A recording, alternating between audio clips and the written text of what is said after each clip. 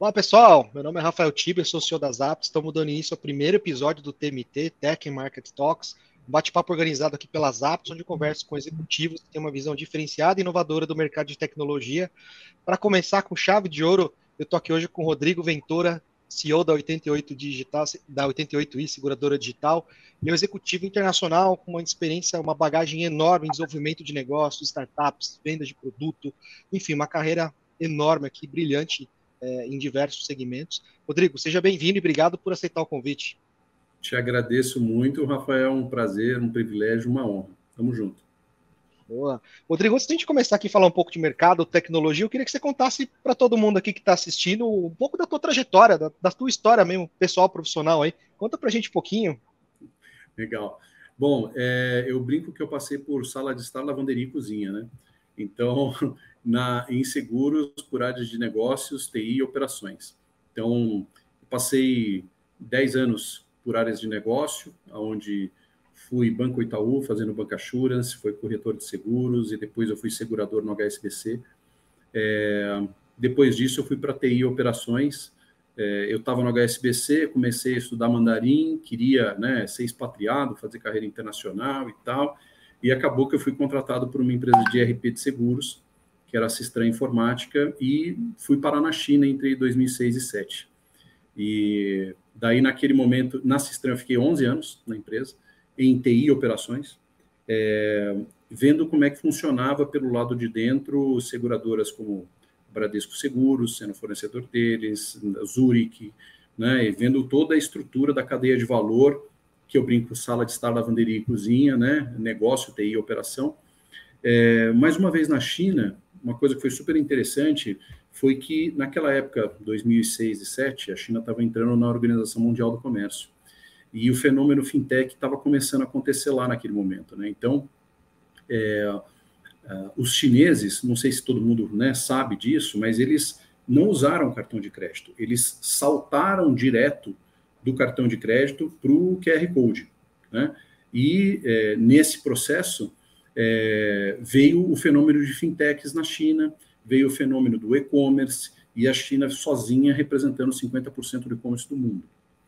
Então, nesse processo de transformação e inclusão pelo digital, eu vi nascer a primeira seguradora digital do mundo, que foi a ZonAm, investida da Ping An Seguros, a maior seguradora do mundo, pela Tencent, dona do WeChat, o equivalente do nosso WhatsApp, e pelo Alipay, né, que pertencia ao Alibaba. Então, a gente estava falando de seguro digital em ambiente massivo digital de super app. Então, em 2 anos, eles conseguiram 600 milhões de clientes. E o primeiro produto que fizeram foi o produto de shipping delivery, que era da entrega da mercadoria que você comprava pelo e-commerce, né? Então, você fazia a compra ali no Alibaba e todas essas compras saíam automaticamente seguradas por 1 centavo, por exemplo, né? Então, é um negócio assim, no-brainer, você não tem que pensar, simplesmente bota o seguro lá dentro. E faz muito mais sentido e traz muito mais valor. Então, teve esse processo e essa escalada fenomenal que aconteceu, e eu comecei a ver a inovação no epicentro de onde estava acontecendo. E aí me envolvi com alguns outros projetos de IoT Telematics para seguro de automóvel, na AXA França, na Mobilis do Canadá, na Cardiff Colômbia, e finalmente na Porto Seguro do Brasil, lá com o Bruno Garfinkel, né, onde começou o Auto Jovem, o Trânsito Mais Gentil e a Vadtaxi, em seguros que levavam em consideração o comportamento do motorista ao volante para dar descontos ali, por exemplo, num processo de evolução do seguro pago por uso, né, de criar massa histórica, base de dados, etc.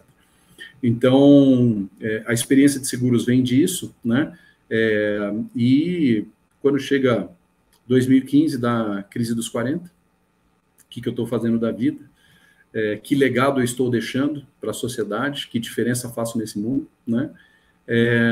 E aí eu resolvo abandonar o mercado segurador, porque o mercado segurador não colocava o cliente no centro de tudo, né? Então, e a indústria também tampouco queria mudar. Então, se eu não posso fazer nada, então saio eu, né? E vou eu aprender coisas novas fora do mercado. Fui trabalhar com telecom na DirecTV Sky, fui abduzido pela KPMG e virei sócio lá no time de IT Advisory, trabalhando com Cloud Computing e Blockchain.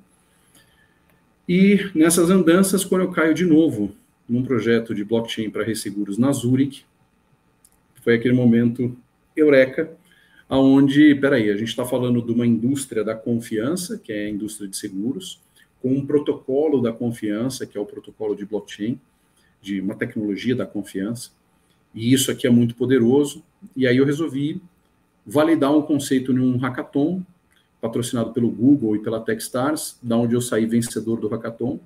Eu falei, bom, está validado, é o momento de dar o all-in.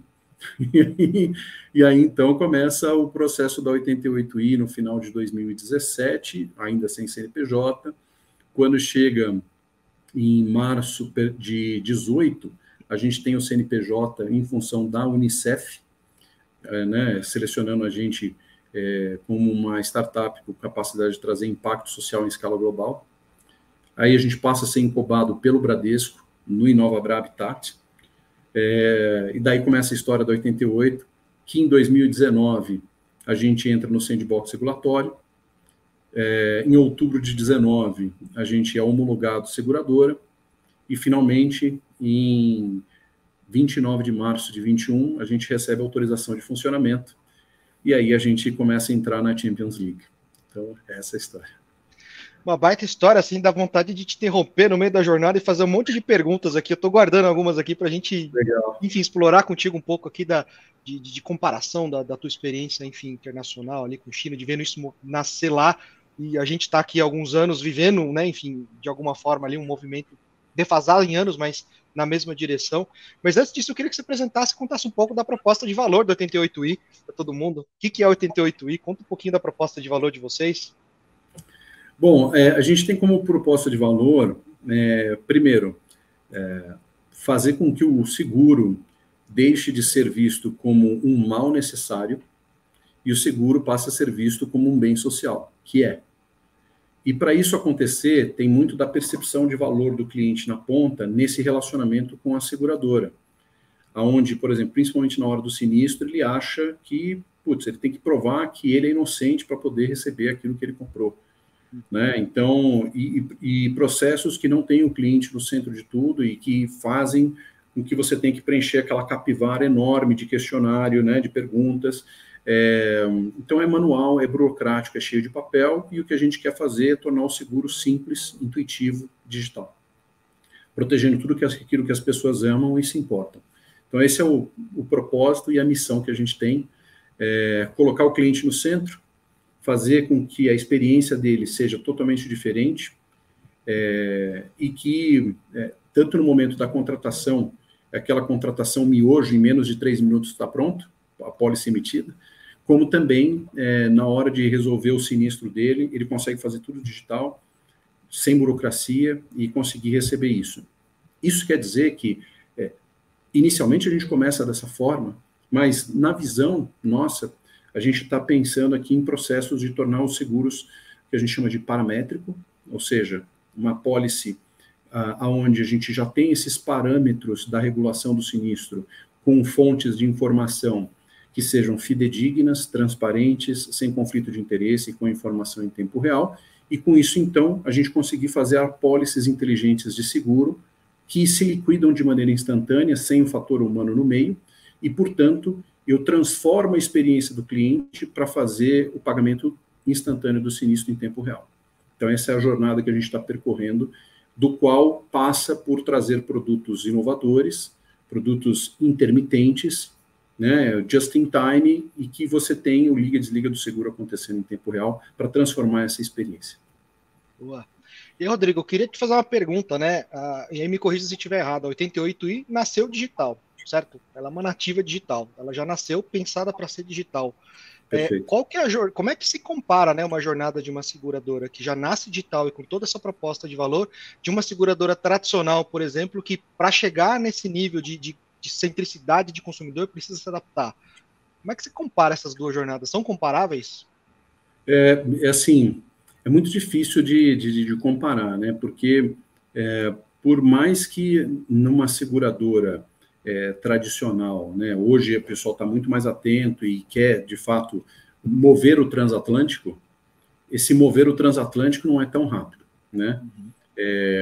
Porque você precisa tomar um monte de outras ações que capacitam essa seguradora a entrar no processo de transformação, né?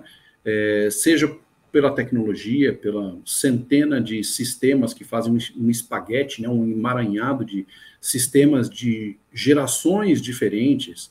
E aí eu estou falando de sistemas que estão há 40 anos rodando dentro da seguradora, por exemplo, né? Aqueles sistemas de tela verde de fósforo, né? Maquininha de escrever, então, e que o desenvolvedor já se aposentou e que continua trabalhando lá porque só ele sabe dar manutenção naquele sistema, por exemplo.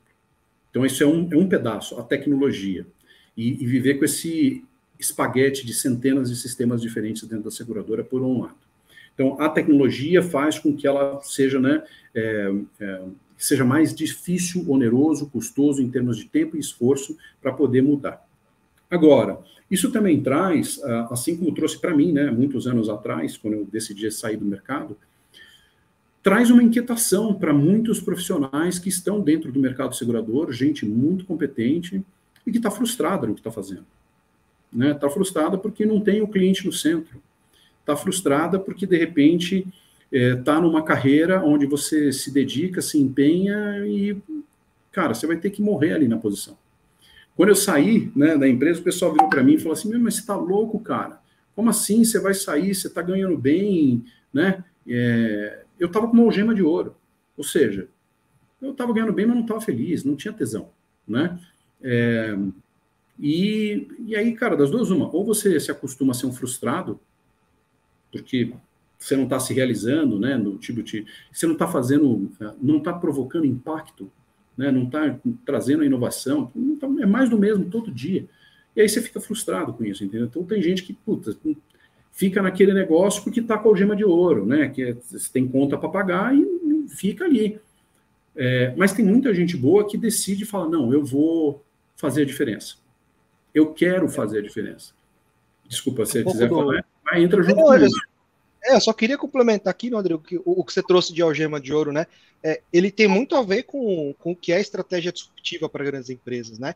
Você não consegue fazer uma disrupção dentro de casa porque o Profit Formula te proíbe isso, né? Você já está ali, você já é o incumbente, você já tem margem, você já está estabelecido no mercado, você tem muito a perder disruptando o seu próprio negócio, então ela precisa de fato acontecer por elementos externos, né, por outros players aqui que vão de alguma forma aí desconectar as pecinhas do mercado, atacar nichos e aos poucos e conquistando ali espaços que antes eram dominados só pelos incumbentes, né? Um pouco disso e também isso vale para as pessoas também que estão trabalhando nesse mercado, né? Mas aí tem muita gente boa que está no mercado e que está inquieta, né? Falando, peraí, o mundo se transformou para o digital, nos pilares da indústria financeira, investimento, empréstimos e seguros, investimentos e empréstimos já foram transformados, e seguros é o último desses pilares sendo transformados agora. Então, tenho muita oportunidade e espaço para que a gente leve a indústria para o digital e, neste caminho, aumente a penetração do mercado de seguros em relação ao PIB brasileiro, que historicamente sempre foi ali 3,2%, 3,5% do PIB, num objetivo declarado da própria SUSEP de chegar em 7% do PIB. Então, é dobrar o tamanho, isso é uma oportunidade fabulosa, e para a gente aumentar o tamanho dessa pirâmide, a gente vai ter que descer para camadas da população que tem menor poder aquisitivo, que nunca tiveram seguro na vida, e essencialmente isso vai acontecer através do caminho do digital. E fazendo talvez um pouco, colocando com o primeiro propósito ali de criação de 88i, tirando a visão de seguro como uma coisa, como um mal necessário e trazendo ela por um benefício social. Assim que se amarra, né? Assim que as coisas se amarram. Perfeito. Muito legal. Rodrigo, deixa eu te perguntar uma coisa aqui, né? A gente está falando de abertura de mercado, né? De comparar ali uma grande tradicional com uma incumbente, com uma nova empresa que surge já digital ali, né? Com um conceito diferente de empresa, de agregar valor. Como é que você está vendo o movimento de Open? Primeiro de Open Source, depois a gente abre aqui para o Open tudo mesmo, mas primeiro Open Source, como é que você está vendo esse movimento ali, tirando, enfim, sonos e provocando aí, enfim, como é que fala? Provocando aí divergência de opinião no mercado? Como é que você está vendo isso? 'Bom, eu estou, né, como um dos 4 conselheiros titulares na SUSEP, no Open Insurance. E o nosso objetivo ali é definir as bases para o futuro do seguro no ambiente aberto, no ambiente digital, né? Então, assim, uma das coisas existem silos de informação, né? E nesses vários silos de informação, muitas vezes a própria seguradora não sabe sequer quem é o cliente único dentro do próprio conglomerado econômico. Por quê? Porque a unidade de negócio de ramos elementares não fala com a unidade de negócio do vida, que não fala com a unidade de automóvel, que não fala com a unidade de saúde. Então, são, né, BUs totalmente empresas separadas, que não têm o mesmo sistema e, portanto, desconhece que o Rafael Tiba é cliente em todas elas, não sabe. Né? Então, não consegue ver como otimizar esse relacionamento e levar mais valor para o cliente na ponta, por conta de todo esse emaranhado do sistema que eu te falei e dos silos de informação. Quando a gente vai para o ambiente open, a gente está falando de integração de informação, dela fluindo abertamente com a autorização do cliente. E aí é mais um ponto de colocar o cliente no centro da história, porque tem seguradora que fala, não, mas a informação é minha. Não, a informação não é sua, a informação é do cliente. E ele autoriza levar para quem ele quiser. Né? Então, mas eu investi, durante muitos anos, né, fiz um investimento muito alto para poder criar esse nível de inteligência e trazer esse negócio aqui para dentro, que me trouxe a vantagem competitiva. Isso vai levar a um racional de desinvestimento, por exemplo. Eu pelo menos coloco que é o seguinte, tem um negócio chamado Lei de Moore, né, por exemplo, desenvolvimento desde os transistores, né, evoluindo a placa de circuito, de chips e nanotecnologia, enfim, semicondutores, que onde você tem um investimento CAPEX altíssimo, mas à medida que você tem adoção massiva, o custo por unidade despenca muito rapidamente. E a capacidade e poder de processamento, ele mais do que dobra a cada ano. Então, isso leva a novas possibilidades a partir das informações que a gente recebe. Né? Do ponto de vista de risco, com essas informações, o que acontece é que a gente sai de uma era da TV de tubo para uma era de uma TV de 8K Ultra HD, né, Ultra High Definition, de definição do risco, pela granularidade da informação, pela frequência com que você recebe esses dados, e isso leva à possibilidade de você desenvolver novos produtos para serem entregues para as pessoas, para que elas tenham possibilidade de consumo e sejam incluídas na proteção. Exemplo, ao invés de eu só fazer um seguro anual, de eu criar a possibilidade de um Netflix de proteção, um plano de assinatura, por exemplo, sem burocracia, entre e saio, enquanto me convier. Ou de eu ter um seguro intermitente, né? E nesse seguro intermitente, eu ter uma coisa é pensar no on-demand, que, não, eu vou ter que ligar o seguro, eu vou ter que desligar o seguro. Mas fazer isso é legal pelo fracionamento do seguro no tempo, mas ainda assim, no meu ponto de vista, é ruim, porque ninguém quer pensar em seguro, mas todo mundo quer estar protegido o tempo todo. Então, nesta situação você abre os seus dados e eu, com os seus dados, ligo e desligo a proteção para você em tempo real, de acordo com o momento que você está vivendo, o episódio da sua vida, em cada aplicativo que você consome no ambiente digital. E aí é fazer a oferta certa, no preço certo, no momento certo, para o cliente conhecendo o dia a dia dele, e é de fato o seguro embarcado, o embedded insurance acontecendo. Vou dar um exemplo do ponto de vista do cliente. Bom, se eu vou alugar um carro numa plataforma para viajar no final de semana, ou ainda menos do que isso, eu vou alugar um carro por hora. Eu gostaria que tivesse naquele aluguel do carro o seguro já colocado ali dentro para eu não precisar me preocupar enquanto eu faço aquele aluguel. Se eu vou fazer um Airbnb para passar um final de semana na praia ou em Campos do Jordão, por exemplo, agora no inverno, eu gostaria que neste meu aluguel tivesse a proteção que se uma das crianças for lá e quebrar a televisão, tá seguro, não preciso me preocupar com nada. Então, ou seja, nessas minhas experiências de consumo em meios digitais, da gente ter o seguro embarcado na jornada, correlacionado com a atividade que eu vou fazer. E isso transforma a experiência do cliente. Isso faz com que seja simples, isso faz com que seja intuitivo. Ô, Rodrigo, e é só no digital que isso vai virar. E você acha que a gente vai caminhar para um... Você comentou um pouco ali do no-brainer, né? Daquele deal que, assim, você não precisa nem pensar, ele já nasce feito, né? Assim, eu quero. Você acha que a gente tende a caminhar para um mundo em que a experiência sem seguro ela se torna absurda, de tão evoluído que vão estar os modelos de precificação e de tão evoluído que vai estar a questão do on-demand para o seguro e de tão evoluído que vai estar a própria mentalidade de todo mundo que usufrui de qualquer experiência, de aluguel de carro, passagem de avião, né, alugar um lugar para ficar. É impensável você pensar em qualquer experiência sem seguro. Você acha que a gente vai para essa direção? Eu acredito que sim, porque o que acontece assim, né? Em vários outros países, a penetração do seguro é muitas vezes maior do que no Brasil. Então, a gente tem economias desenvolvidas, Inglaterra, Japão, a gente está falando de 13% do PIB de penetração, quando no Brasil é 3,2%. Então, chegar em 7% é metade do que está lá fora, entendeu? Sim, é factível acontecer. E neste processo, que eu quero trazer aqui, é que todas as pessoas querem sim estar protegidas naquilo que elas fazem. E assim como na lei de Moore, na tecnologia, esses investimentos são decrescentes em escala, ou seja, tem um capex muito alto na largada, no investimento inicial, mas depois o custo disso por unidade ele cai radicalmente.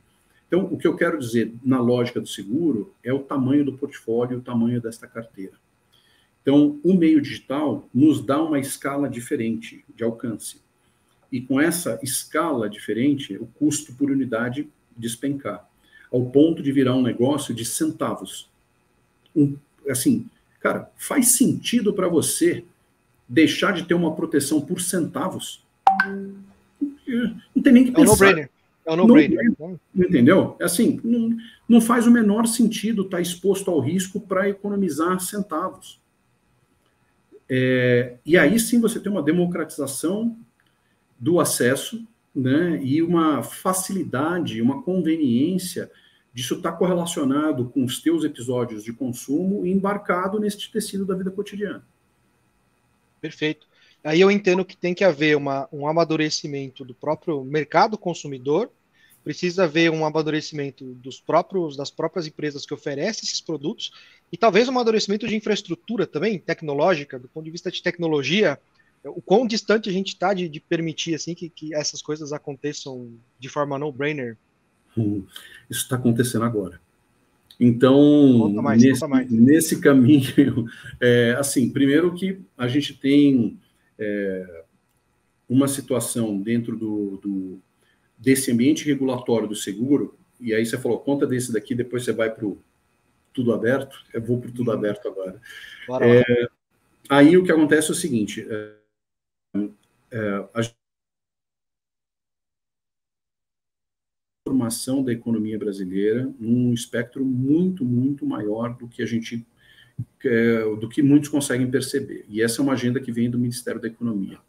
Então, neste processo de transformação, a gente teve primeiro a sincronização de sandboxes regulatórios acontecendo entre Bacen, CVM e SUSEP. Não é uma coisa só da SUSEP. Não, a agenda é muito maior. Então, neste processo de sandbox, no lado do Bacen, a gente teve, por exemplo, a possibilidade de brasileiros terem contas correntes no exterior em dólar ou em euro. Alguns exemplos, não estou recebendo nada para ganhar propaganda, né? Mas você tem Nomad, você tem C6 Bank, você tem Avenue, você tem TransferWise, alguns aplicativos que permitem que você tenha contas no exterior em moeda estrangeira. Isso é uma inovação que está acontecendo. Na CVM, por exemplo, a gente tem a questão ali do crowdfunding. E o limite que foi majorado de 5 milhões para crowdfunding para 15 milhões em crowdfunding de captação. Isso significa, por exemplo, que o investidor, pessoa física no varejo, ele tem a possibilidade de investir em startups no seu momento mais early stage. Exemplo, o que você acha se você pudesse ter investido no Google ou no Facebook no começo da jornada? É isso que acontece. É isso que Você acontece. tem a possibilidade, que só os fundos de investimento têm, mas de, através desses veículos do crowdfunding, investir em empresas que estão começando e que façam sentido para aquilo que você acredita no futuro que vai acontecer. E mesmo você, como pessoa física, pode diversificar os seus investimentos também, né? Você não precisa ter Você, como aquela pessoa bala para física, colocar em cima de de um único ovo ali na única cesta, né? Você pode exatamente. diversificar também. E diversificar com um ticket pequenininho, desde R$ 50 até valores muito grandes, você pode sim fazer.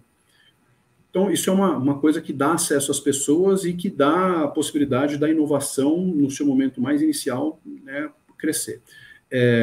Então, é um momento propício para quem quer empreender e tem alguma visão interessante, tem experiência no negócio para ir fazer.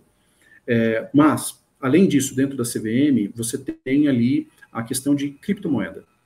Então, você tem instituições que passam a ser reguladas com criptomoeda operando no país, e você tem também, por exemplo, a possibilidade de tokenização de ativos.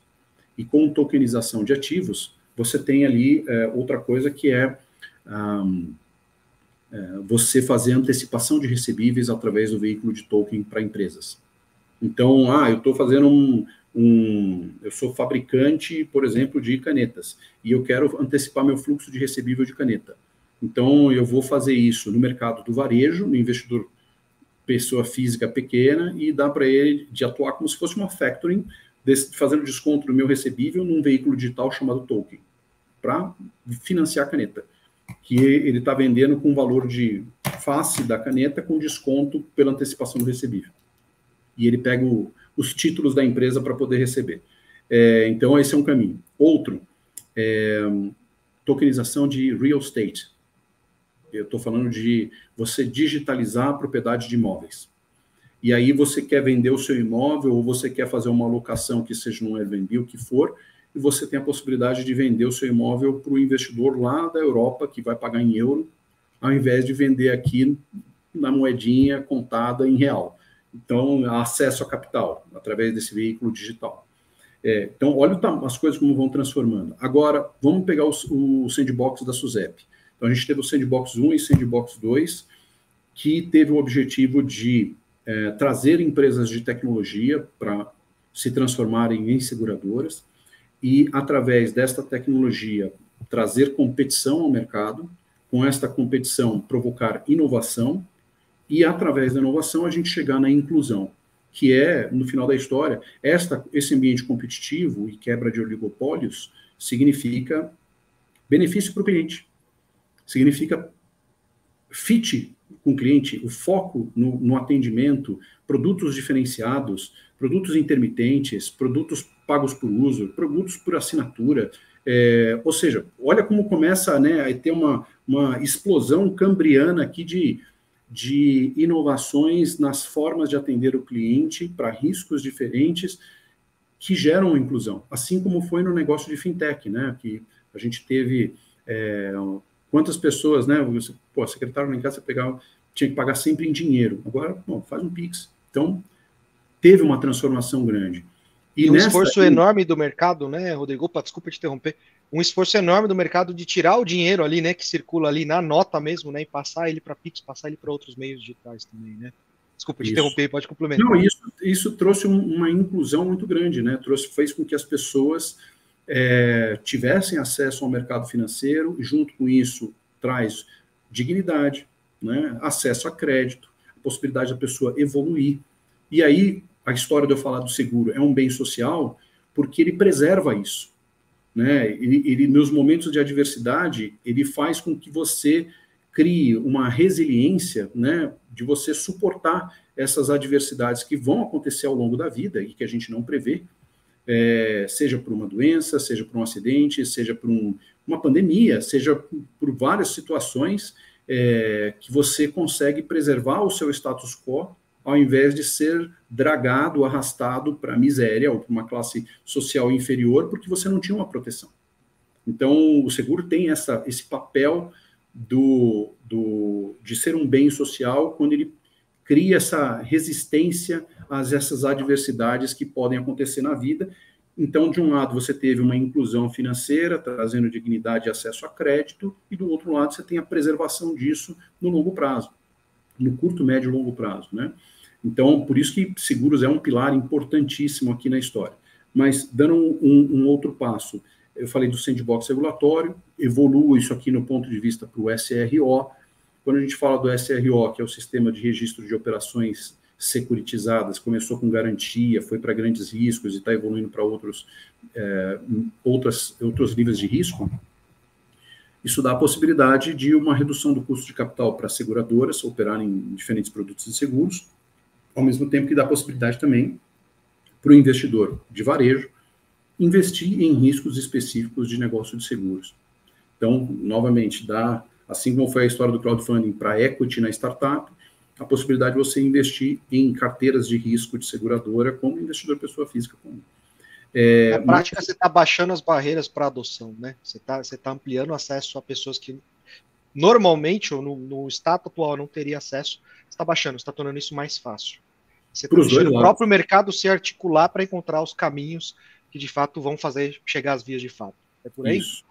E, tendo essa história no SRO, vamos para o Open, né? Bom. Então, eu tenho aqui, no Open Insurance, essa situação do seguro, o cliente podendo compartilhar o histórico de informação dele, de saúde, o histórico dele de bônus do automóvel, o histórico dele de qualquer tipo de risco específico, para que isso beneficie o próprio cliente, né, com precificação melhor. Simplesmente é igual no banco, aquela história do cliente 10D. O cliente 10D lá atrás era importante no cheque porque mostrava que você era uma pessoa de confiança e, portanto, você podia parcelar no cheque pré, né? Então, essa situação ela também existe correlato em seguros, que é, olha, o meu risco é menor, porque eu tenho um histórico. Então, o meu preço também pode ser menor, mais acessível, né? Além de você também ter ali a possibilidade de entendimento muito melhor desse risco para fazer ele intermitente em tempo real. Bom, correlacionando com o Open Banking. No Open Banking, a gente tem o Pix. Na esteira do Pix, a gente tem o Pix agendado, substituindo, né, DOC, TED, TEF, substituindo boletos e substituindo os carnês. Então, hoje a gente já está fazendo 2 bilhões de transações mês no Pix. A adoção, sim, é massiva. Tem confiança da população e crescente. E eu tomo o Pix aqui como foi a URV lá em 1994, antes da entrada do Plano Real. E hoje, o Pix ele vai desembocar nessa esteira dele de evolução. O próximo passo é o Pix garantido. E no Pix garantido, a gente tem, como a China saltou os cartões de crédito direto para o QR Code nas fintechs, a gente está falando de deixar de ter cartões de crédito para começar a utilizar o QR Code em todas as transações, mas com a funcionalidade do cartão de crédito que você tem ele garantido nas parcelas ao longo do tempo. Perfeito. Rodrigo, eu só vou fazer um parênteses aqui, vou pedir para você comentar aqui com todo mundo que está assistindo, que possa nunca ter ouvido falar de Pix garantido, né? Ele ainda não tá colocado ali, né? Enfim, está como planos de Bacen para o ano que vem. Conta um pouquinho só o conceito de Pix garantido para todo mundo entender por que isso permitiu, por exemplo, uma China saltar o uso de cartão de crédito. Porque hoje o Pix ele é uma transação única e instantânea, né? Do Pix agendado é o equivalente de eu ter o carnê e o parcelamento via Pix com datas para acontecer, mas o carnê você ainda não garante o pagamento. No cartão de crédito, você sim tem uma garantia daquele pagamento que está travado no cartão para quem vende na outra ponta.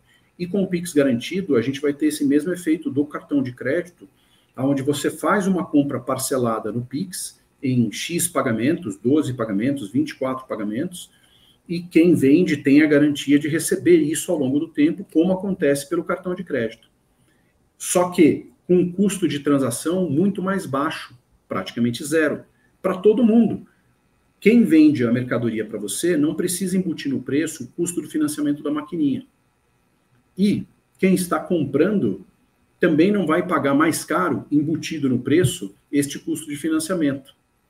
Então, é mais eficiente essa transação, hoje é instantânea, mas essa mesma lógica sendo colocada para o Buy Now, Pay Later, ou seja, eu compro agora, mas eu pago só depois, parcelado em quantas N vezes o comércio quiser fazer, este parcelamento ele tem um custo da operação muito menor, muito mais eficiente, e por isso que você deixa o cartão de crédito de lado e faz no caminho do Pix agendado, né, do Pix garantido, perdão.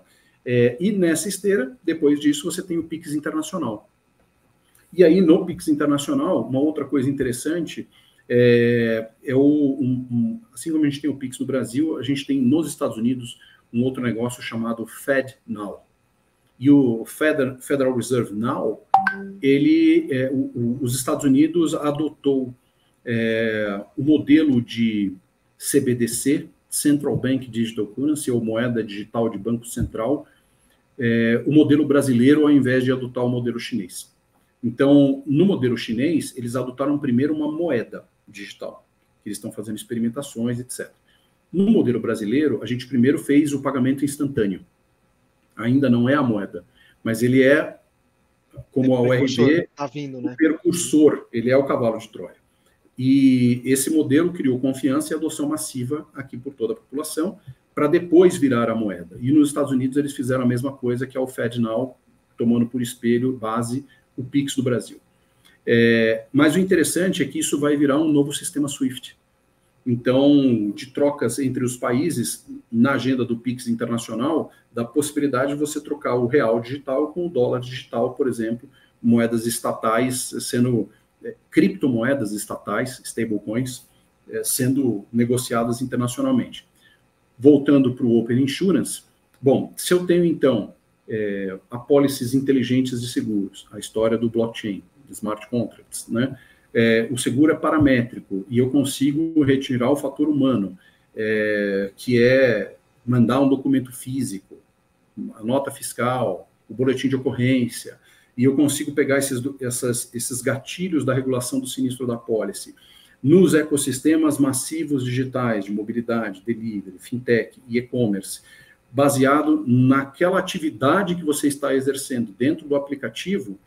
Quando eu pego a informação de lá de dentro, você não consegue alterar essas informações de dentro do app e, portanto, a gente mitiga a fraude, portanto, o preço é menor e mais acessível para o cliente e a capilaridade muito maior, mais um motivo para reduzir preço e dar acesso ali às pessoas, mas também na hora da regulação do sinistro, eu pegando essas informações direto destas fontes de informação, eu consigo fazer com que a apólice de seguro seja programável e, portanto, a liquidação seja instantânea do sinistro, pagando você com stablecoins ou pagando você com Pix 24/7 na hora que isso acontecer.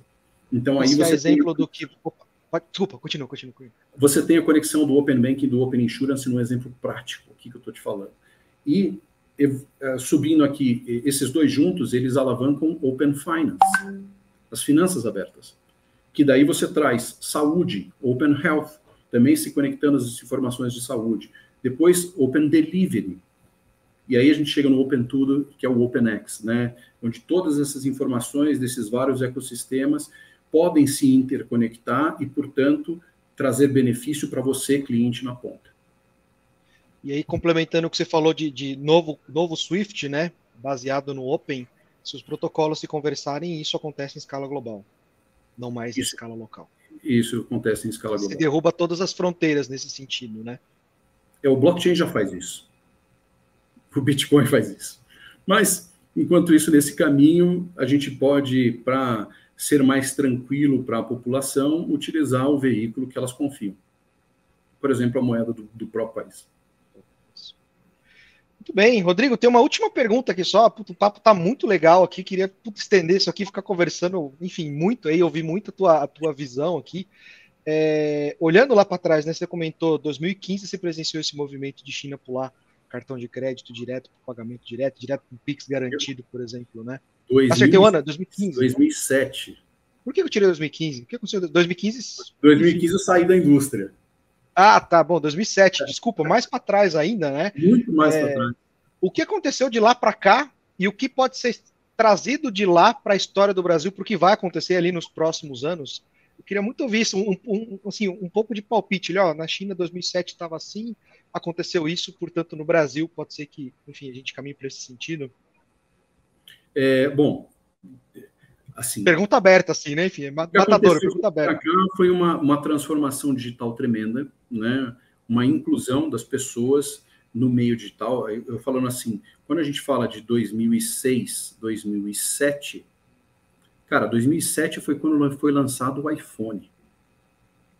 Não existia o iPhone. Nossa, é verdade. É muito tempo, né? É verdade. Oi, então, assim, a transformação é brutal. Porque a partir do iPhone, pô, a vida começou a ser aplicativo, cara. Naquele momento, a gente estava saindo da internet 1.0, vamos dizer assim, que era aquela internet alta vista, KD, que você fazia consultas numa lista telefônica, né, páginas amarelas, no ambiente digital, mas a internet não respondia. Quando você vem com o iPhone, a internet já estava respondendo, ela ia e voltava, era bidirecional, e isso fez com que a gente tivesse aplicativos. Aplicativos Google Maps, Waze, de geolocalização.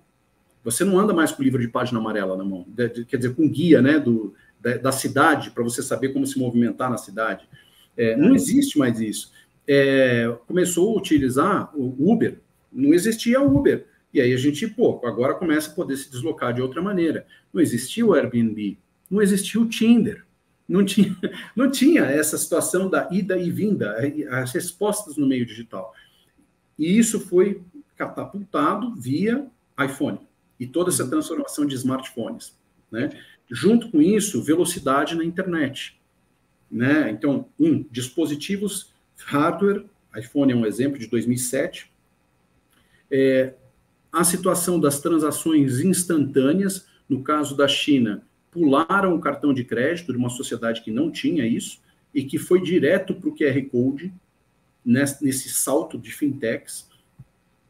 Esse fenômeno de inclusão pelo digital, né, das fintechs nos últimos 10 anos, que aconteceu ali, de ter essas transações todas acontecendo, o Pix veio começar em 2019, o Pix, né?